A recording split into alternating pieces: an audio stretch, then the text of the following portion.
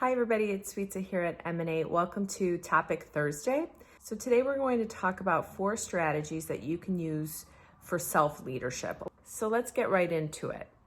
Number 1, watch good leaders that people respond to. So there might be people that you come across or that you see other people respond to that have just different characteristics that you can appreciate or admire. And so I would take the time to list out all those characteristics that stand out for you in other people, and take that list and identify 1 or 2 things that you feel like I would really like to be able to do that, and hone in on some behaviors that can turn into habits to help you develop that skill. So for example, I had a boss years ago that just did an amazing job responding to disagreement or resistance. And she would just really, it was almost like a hug slap, right? Where she made her point, but respected the individual and still kept the lines of communication open. So she would say things like, "It seems like you don't agree with what I'm saying. Let me add a little bit more information to that. And perhaps you can tell me what it is that you take issue with." I mean, right? So I would take those lines and write them down and practice different ways of honing in on my language and just practicing that skill. So number 2, asking for feedback. So sometimes asking for feedback can actually hurt a little bit depending on who it's coming from and what it is, right? We're always in tune with our egos and really trying to protect it or even feed it at times. But feedback is critical for our growth process. So a one-liner that I've always used that you can ask your team, you can ask a colleague, you can ask your boss is, "So tell me what I did in that particular meeting or in that moment that helped or hindered me in achieving my goals." And so people are going to give you tons of feedback, or at least that's the hope. And a lot of people just stop there. But what's really important about feedback is to really filter it, right? It's to sit down with what that feedback is and ask yourself, is this true? Because a lot of the time, someone also can perhaps not be completely self-aware and is giving you feedback based on their own objective and how it worked for them versus authentic feedback.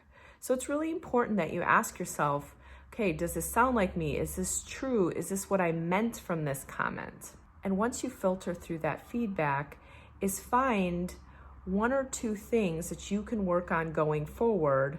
And then I always have an accountability partner, right? So telling someone that you're working on that, or I'm big on data sheets. So even just making a chart that you're trying to make a habit out of something and working on this skill.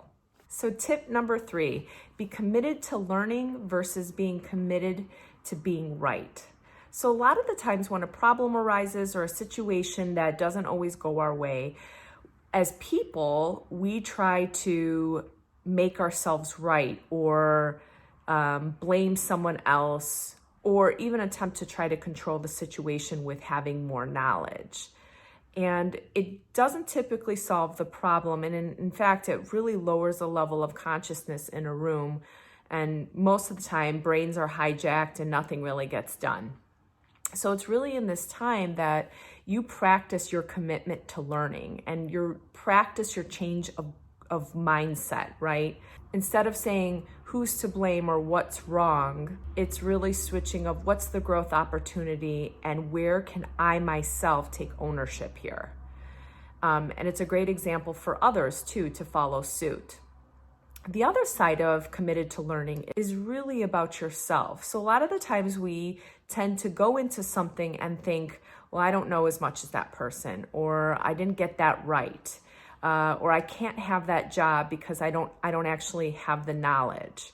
And I would say that this is, again, a practice of committed to learning, in that you concentrate on what you already know and you find out what you really need to know and you fill in the gap. So it's the different mindset of what do I need to learn versus something is right or wrong.